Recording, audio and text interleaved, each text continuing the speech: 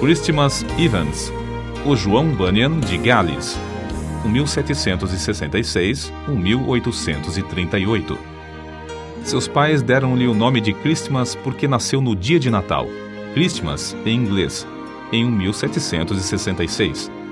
O povo deu-lhe a alcunha de pregador caolho, porque era cego de um olho. Alguém assim se referiu a Christmas Evans.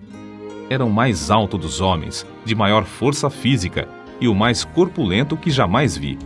Tinha um olho só, se há razão para dizer que era olho, pois mais propriamente pode-se dizer que era uma estrela luzente, brilhando como Vênus. Foi chamado também o João Bunyan de Gales, porque era o pregador que, na história desse país, desfrutava mais do poder do Espírito Santo. Em todo lugar onde pregava, havia grande número de conversões. Seu dom de pregar era tão extraordinário que, com toda a facilidade, podia levar um auditório de 15 a 20 mil pessoas, de temperamentos e sentimentos vários, a ouvi-lo com a mais profunda atenção. Nas igrejas, não cabiam as multidões que iam ouvi-lo durante o dia. À noite, sempre pregava ao ar livre, sob o brilho das estrelas. Durante a sua mocidade, viveu entregue à devassidão e à embriaguez. Numa luta, foi gravemente esfaqueado.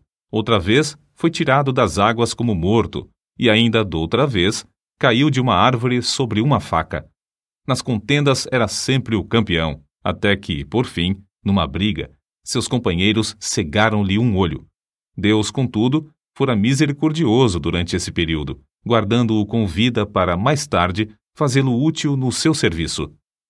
Com a idade de 17 anos, experimentou a graça da salvação. Aprendeu a ler e, não muito depois, foi chamado a pregar e separado para o ministério. Seus sermões eram secos e sem fruto até que, um dia, em viagem para Maintwaร์g, segurou seu cavalo e entrou na mata, onde derramou a sua alma em oração a Deus. Como Jacó em Peniel, de lá não saiu antes de receber a bênção divina. Depois daquele dia, reconheceu a grande responsabilidade de sua obra. Regozijava-se sempre em espírito de oração e surpreendeu-se grandemente com os frutos gloriosos que Deus começou a conceder-lhe.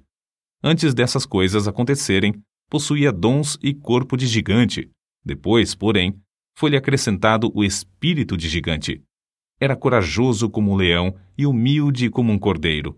Não vivia para si, mas para Cristo.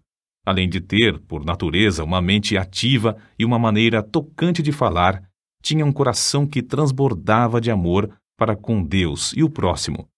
Verdadeiramente era uma luz que ardia e brilhava. No sul de Gales andava a pé, pregando, às vezes 5 sermões num só dia. Apesar de não andar bem vestido e de possuir maneiras desastrosas, grandes multidões afluíam para ouvi-lo. Vivificado com o fogo celestial, subia em espírito como se tivesse asas de anjo e quase sempre levara o auditório consigo. Muitas vezes, os ouvintes rompiam em choro e vivenciavam outras manifestações, coisas que não podiam evitar. Por isso, eram conhecidos como saltadores galeses. Era a convicção de Evans que seria melhor evitar os 2 extremos, o excesso de ardor e a frieza demasiada. Deus, porém, é um ser soberano e opera de várias maneiras. A alguns, ele atrai pelo amor, enquanto a outros, ele espanta com os trovões do Sinai, para acharem preciosa paz em Cristo.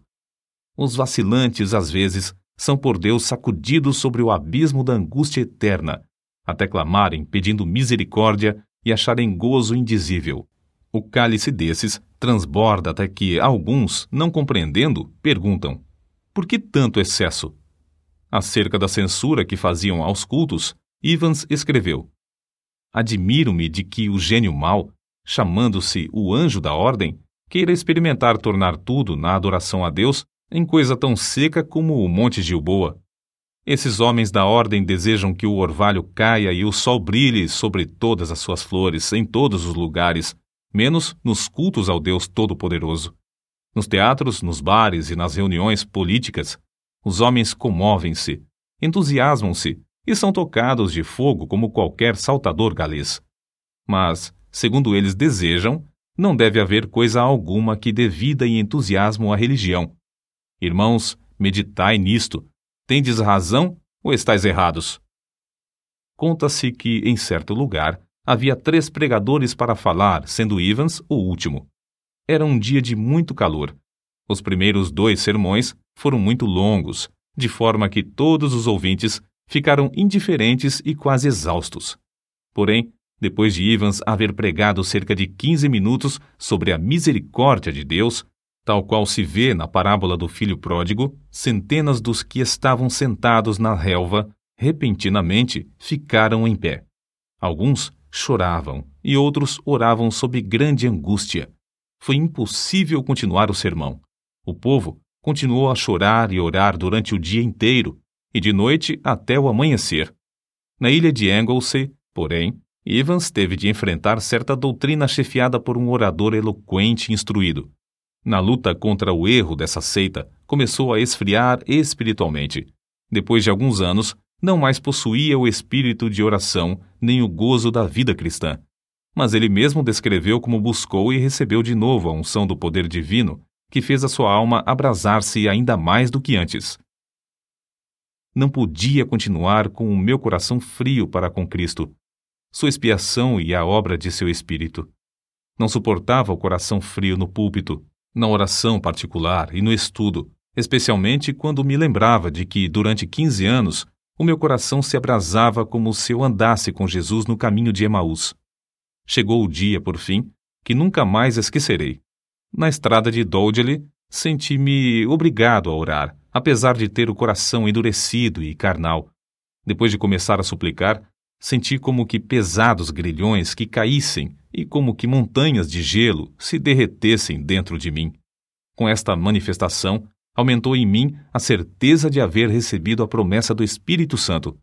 Parecia-me que meu espírito inteiro fora solto de uma prisão prolongada, ou como se estivesse saindo do túmulo num inverno muitíssimo frio. Correram-me abundantemente as lágrimas, e fui constrangido a clamar e pedir a Deus o gozo da sua salvação, e que ele visitasse de novo as igrejas de Anglesey, que estavam sob meus cuidados. Tudo entreguei nas mãos de Cristo. No culto seguinte, senti-me como que removido da região estéril e frígida de gelo espiritual para as terras agradáveis das promessas de Deus. Recomecei, então, os primeiros combates em oração, sentindo um forte anelo pela conversão de pecadores, tal como tinha sentido em Lane. Apoderei-me da promessa de Deus. O resultado foi que vi, ao voltar a casa, o Espírito operar nos irmãos de Anglesey, dando-lhes o espírito de oração com importunação. O grande avivamento vivido pelo pregador contagiou o povo em todos os lugares da ilha de Anglesey e em todo o Principado de Gales. A convicção de pecado, como grandes enchentes, passava sobre os auditórios. O poder do Espírito Santo operava até o povo chorar e dançar de alegria. Um dos que assistiram ao seu famoso sermão sobre o endemoniado gadareno conta que Evans retratou tão fielmente a cena do livramento do pobre endemoniado, a admiração do povo ao vê-lo liberto, o gozo da esposa e dos filhos quando voltou a casa, curado, que o auditório rompeu em grande riso e choro. Alguém assim se expressou. O lugar tornou-se um verdadeiro boquim de choro.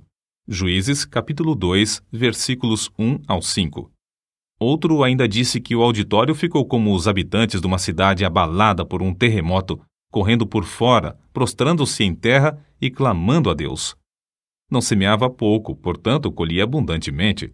Ao ver a abundância da colheita, sentia seu zelo arder de novo, seu amor aumentar, e era levado a trabalhar ainda mais. A sua firme convicção era de que nem a melhor pessoa pode salvar-se sem a operação do Espírito Santo, e nem o coração mais rebelde pode resistir ao poder do mesmo Espírito. Evans sempre tinha um alvo quando lutava em oração.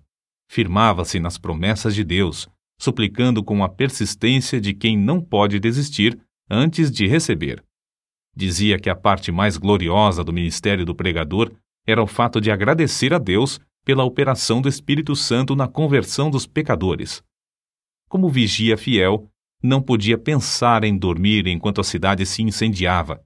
Humilhava-se perante Deus, agonizando pela salvação de pecadores, e de boa vontade gastou suas forças físicas e mentais na fala de seu último sermão, sob o poder de Deus, como de costume.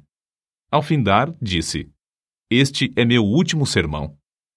Os irmãos entenderam que se referira ao último sermão naquele lugar. Caiu doente, porém, na mesma noite. Na hora da sua morte, 3 dias depois, dirigiu-se ao pastor, seu hospedeiro, com estas palavras: "O meu gozo e consolação é que, depois de me ocupar na obra do santuário durante 53 anos, nunca me faltou sangue na bacia. Prega Cristo ao povo." Então, depois de cantar um hino, disse: "Adeus, adeus." E faleceu. A morte de Christmas Evans foi um dos eventos mais solenes de toda a história do Principado de Gales. Houve choro e pranto no país inteiro. O fogo do Espírito Santo fez os sermões desse servo de Deus abrasar de tal forma os corações que o povo da sua geração não podia ouvir pronunciar o nome de Christmas Evans sem ter uma lembrança vívida do filho de Maria na manjedoura de Belém, do seu batismo no Jordão, do jardim do Getsêmani, do tribunal de Pilatos, da coroa de espinhos, do Monte Calvário, do Filho de Deus imolado no altar, e do fogo santo que consumia todos os holocaustos, desde os dias de Abel até o dia memorável em que esse fogo foi apagado pelo sangue do Cordeiro de Deus.